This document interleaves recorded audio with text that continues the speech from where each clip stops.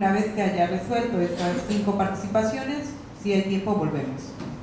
Yo voy a intentar responder a estas muy complejas preguntas. Son 5 grupos de preguntas y claro, a la colega de Costa Rica, claro, la Convención de las Naciones Unidas contra la Delincuencia Organizada es el marco universal que todos los países del mundo acordaron como mejores prácticas internacionales para enfrentarse a este fenómeno. Pero como toda convención, yo le quiero aclarar a los que no están metidos en esto como especialización, las convenciones de las Naciones Unidas son mecanismos muy tenues, muy difíciles de delinear, porque imagínense a países de muy diversa cultura, de tradición sociojurídica islámica, anglosajona, europea continental. Imagínense a todos esos países acordando medidas.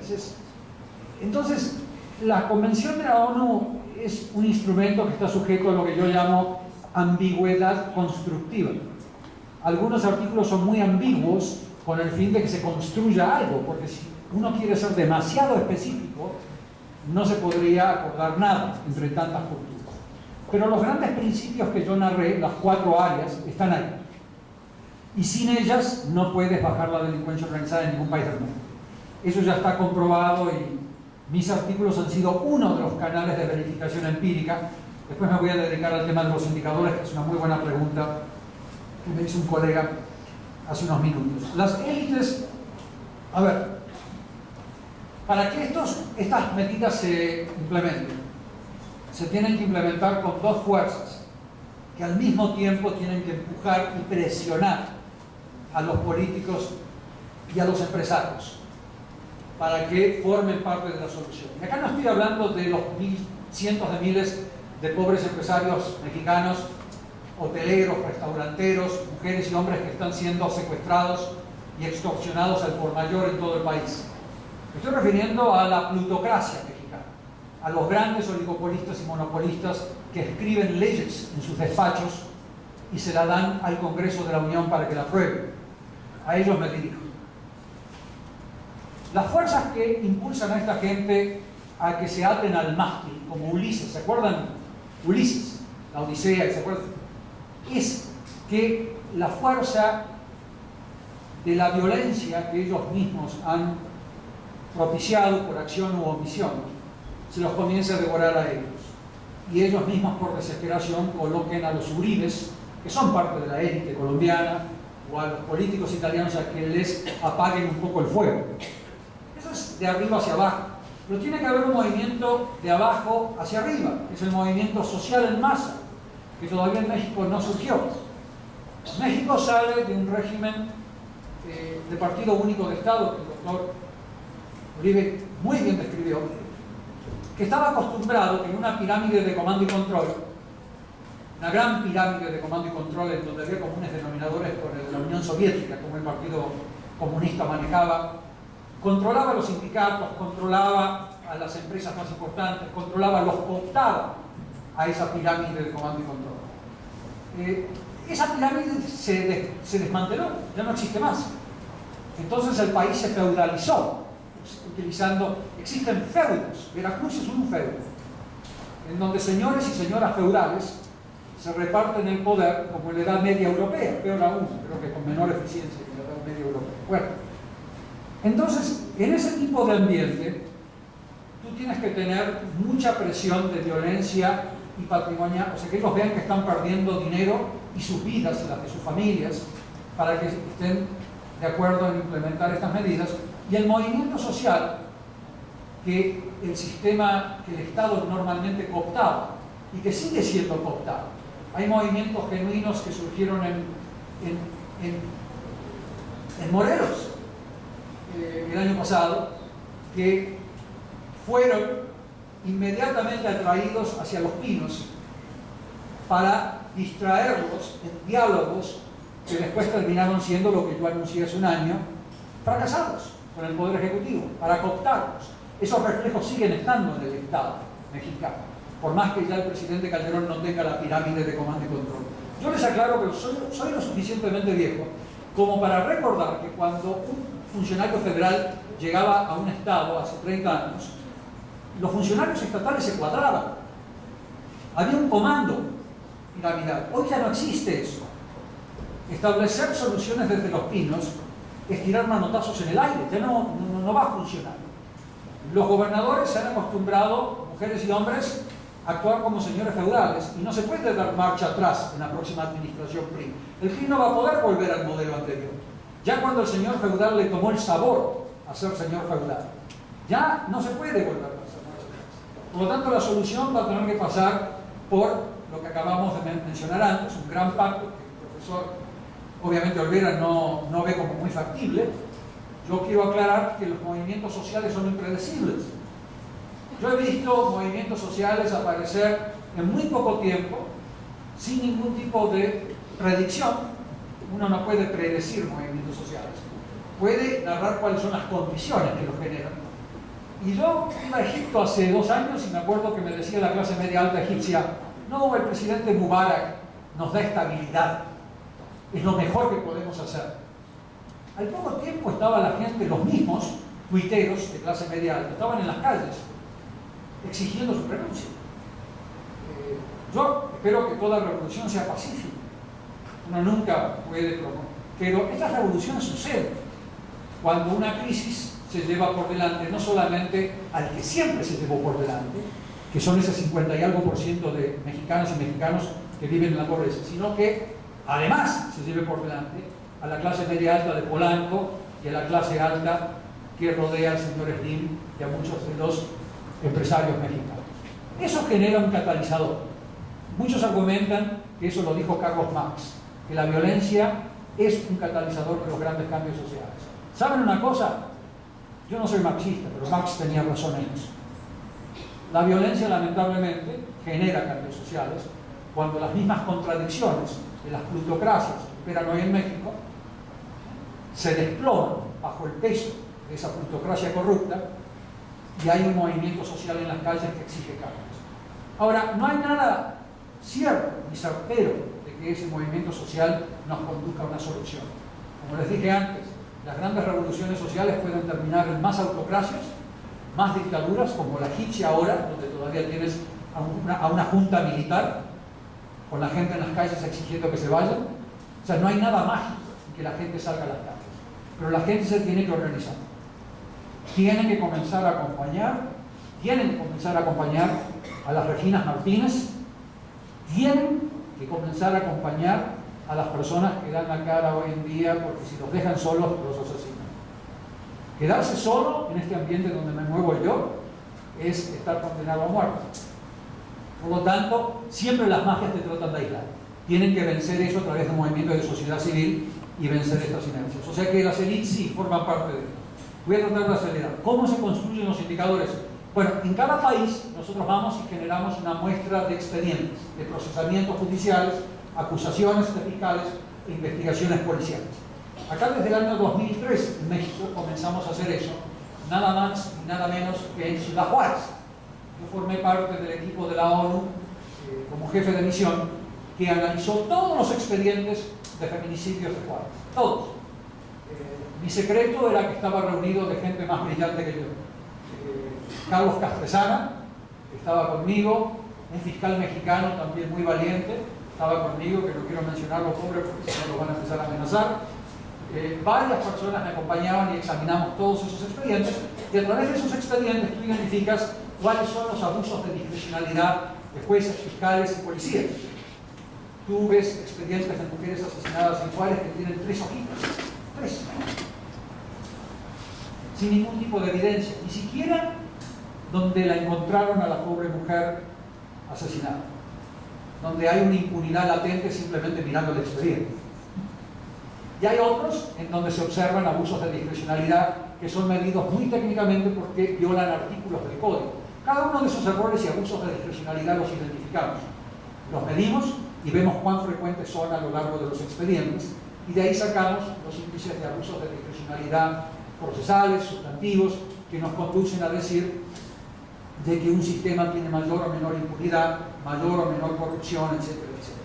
Los índices de delincuencia organizada que nosotros calculamos salen de un artículo que publiqué en el año 2003 con la ONU, que se llama Controlando a la corrupción y a la delincuencia organizada, y que lo publiqué con un colega criminólogo holandés que se llama Jan van Dijk. Se lo voy a mandar a la profesora Beatriz para que se los envíe a quien quieras, y ahí está la metodología de cálculo del indicador. Luego lo que hice desde el año 2003 fue agregarle más delitos a ese indicador, o sea, agregarle más que los 13 o 14 que teníamos en el 2003, y los índices de delincuencia organizada vienen de Interpol, vienen algunos de la ONU, otros vienen del FBI, otros vienen de la Unión Europea, o sea, cada agencia, y eso los hace mucho más sólidos, porque no vienen de un solo lugar, vienen de varios. En ese artículo está explicado, con todas las fórmulas y demás cuestiones. El tema de, espero que haya respondido a cómo se obtuvo y los indicadores en poco tiempo. El tema ligado a la pregunta de don Francisco Calderón, ¿por qué le llamo gerente operativo? Bueno, mire, yo voy a los lugares de este país y examino la obra del señor Guzmán Loera, por ejemplo, en Durango, ¿no? Donde en Durango al señor Guzmán le asesinaron a su consejero, consigliere, que en italiano es consejero, su principal apoyo en la ciudad de Durango, y se lo asesinaron. ¿Y se lo asesinó quién? Ustedes pensarán los Zetas. No, se lo asesinó por equivocación o no el Mayo Zambada, su socio. Y obviamente después tuvieron un mecanismo de compensación entre ellos para poder lidiar con ese problema. Esta gente no son todopoderosos. Ellos manejan mercados ilícitos, los coordinan como hace un buen gerente, en este caso son criminales, delincuentes, coordinan los mercados, llegan a alianzas estratégicas con otros grupos criminales de otros países a través de intermediarios, pero no son todos poderosos. Los que le permiten al señor Guzmán Loera apoyar, generar estos mercados que se vienen agrandando en México. Ya les mencioné a ustedes la limitación del poder de Guzmán Loera, que hasta su consejero le mandan en Durango, su propio socio, que ya les está diciendo mucho sobre el poder de Mayo Zambada, en relación al Guzmán Loera, sino que además el hecho de que los que le permiten a ese señor expandir sus mercados hacia Guatemala, hacia México, hacia Honduras y hacia Estados Unidos, es la corrupción política que les da el apoyo estratégico. Son los grandes empresarios y los grandes políticos que le dan la impunidad para que este señor pueda operar.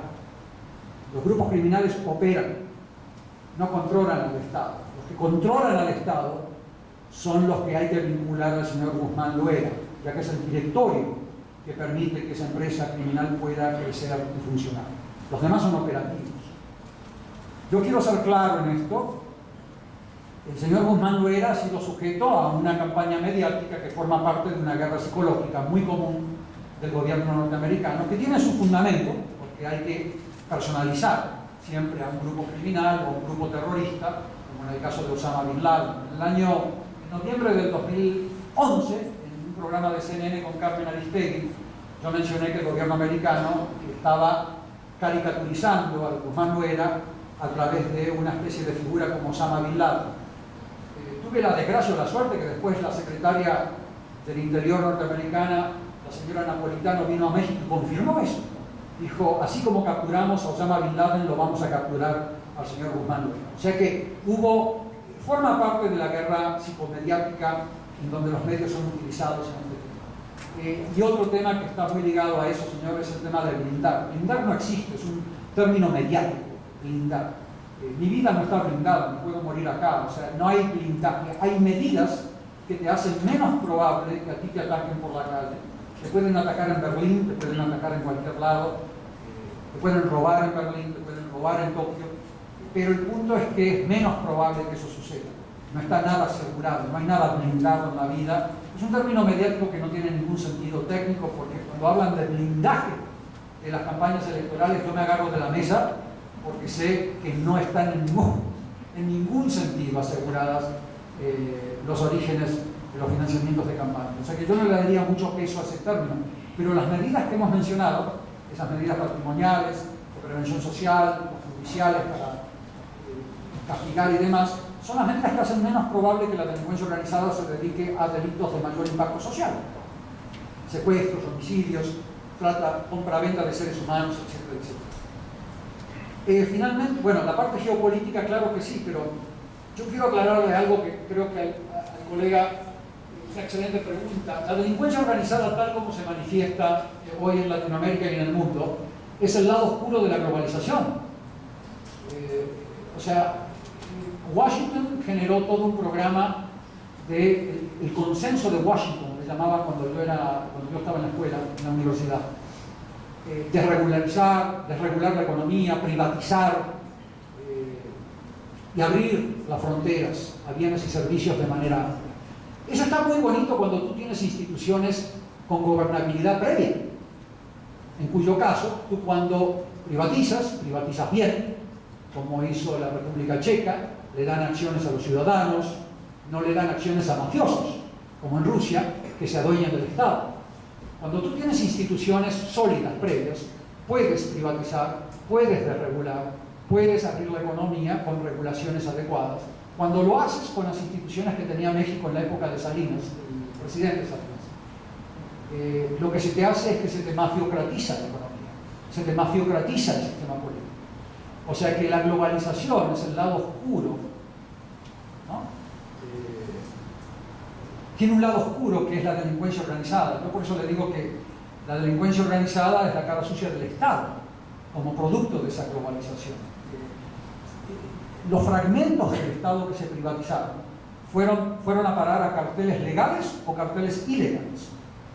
Se privatizó a oscuras, se privatizó a lo mafioso.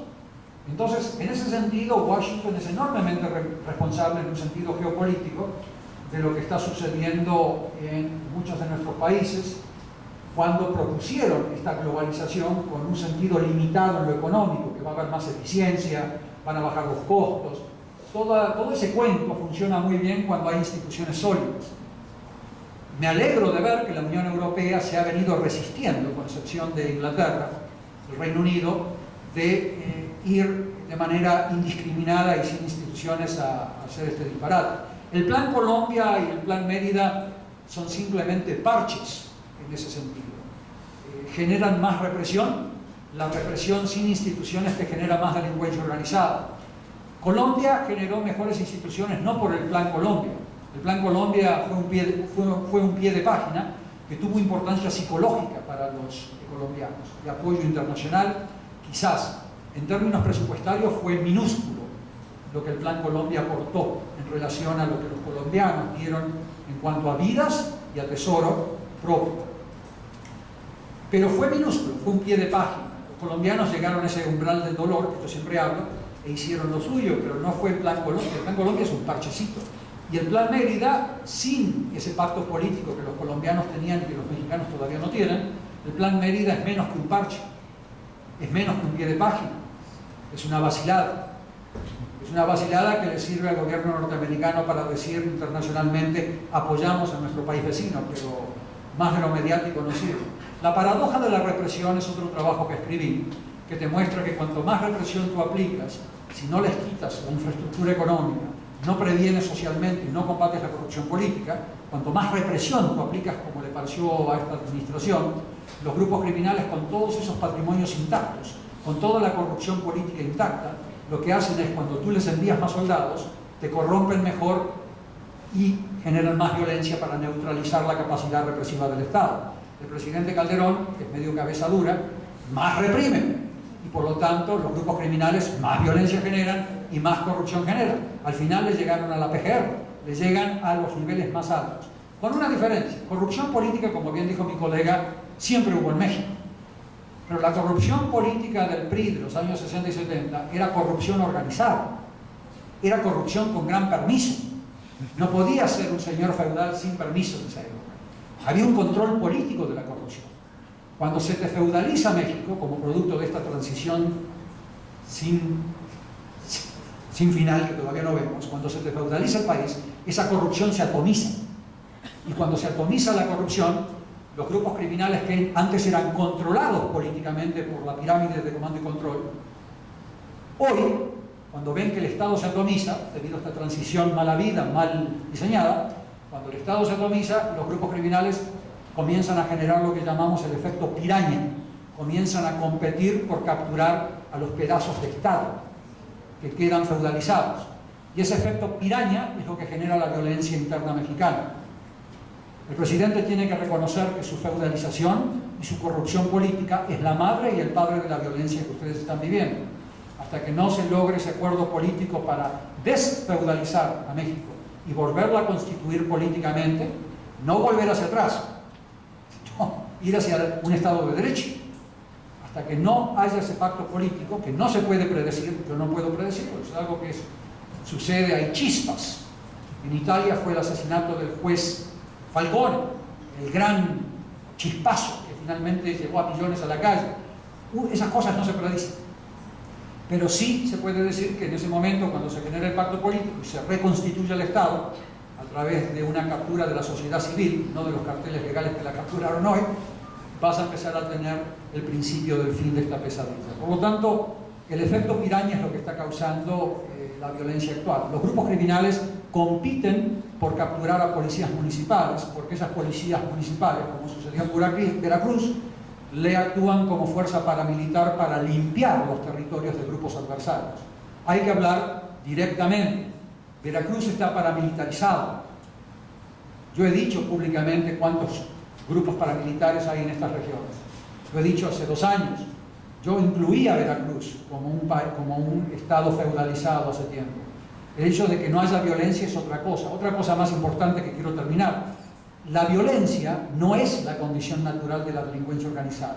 En el 95% de los países, la delincuencia organizada en España, en Japón, en Estados Unidos, se desenvuelve pacíficamente porque no es negocio la violencia para la delincuencia organizada.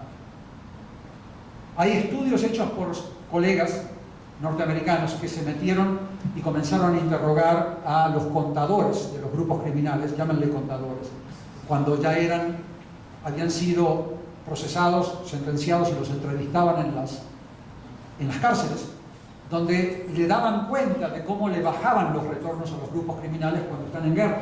No es negocio la violencia para el grupo criminal, no es la esencia a lo que se dedica.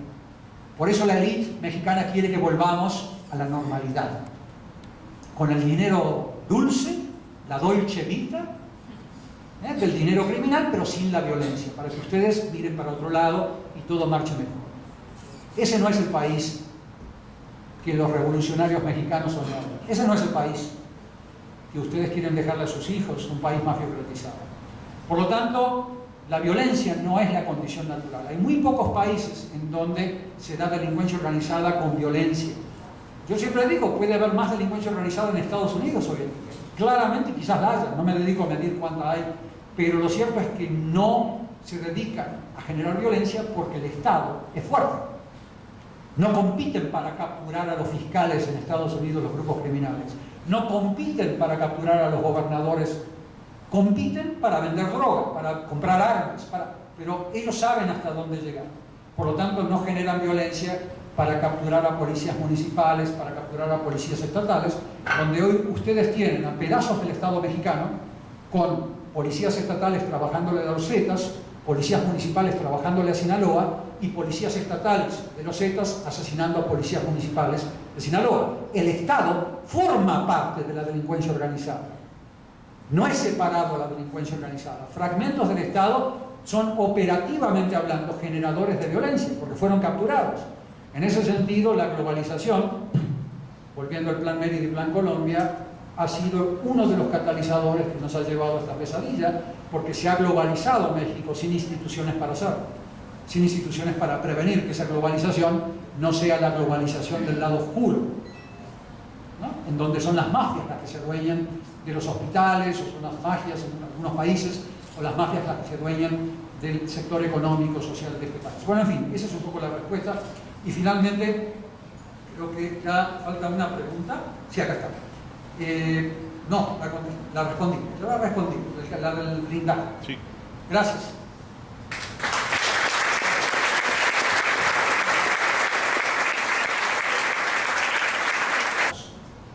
Para que formen parte de la solución. Y acá no estoy hablando de los cientos de miles de pobres empresarios mexicanos hoteleros, restauranteros, mujeres y hombres que están siendo secuestrados y extorsionados al por mayor en todo el país. Me estoy refiriendo a la plutocracia mexicana, a los grandes oligopolistas y monopolistas que escriben leyes en sus despachos y se la dan al Congreso de la Unión para que la apruebe. Eso ya está comprobado y mis artículos han sido uno de los canales de verificación empírica. Después me voy a dedicar al tema de los indicadores, que es una muy buena pregunta que me hizo un colega hace unos minutos. Las élites, a ver, para que estas medidas se implementen, se tienen que implementar con dos fuerzas que al mismo tiempo tienen que empujar y presionar a los políticos y a los empresarios a enfrentarse a este fenómeno. Pero como toda convención, yo le quiero aclarar a los que no están metidos en esto como especialización, las convenciones de las Naciones Unidas son mecanismos muy tenues, muy difíciles de delinear, porque imagínense a países de muy diversa cultura, de tradición sociojurídica islámica, anglosajona, europea continental. Imagínense a todos. Una vez que haya resuelto estas 5 participaciones, si hay tiempo, volvemos. Yo voy a intentar responder a estas muy complejas preguntas. Son 5 grupos de preguntas y claro, a la colega de Costa Rica, claro, la Convención de las Naciones Unidas contra la Delincuencia Organizada es el marco universal que todos los países del mundo acordaron como mejores prácticas internacionales para los países acordando medidas. Entonces, la Convención de la ONU es un instrumento que está sujeto a lo que yo llamo ambigüedad constructiva. Algunos artículos son muy ambiguos con el fin de que se construya algo, porque si uno quiere ser demasiado específico, no se podría acordar nada entre tantas culturas. Pero los grandes principios que yo narré, las 4 áreas, están ahí. Y sin ellas no puedes bajar la delincuencia organizada en ningún país.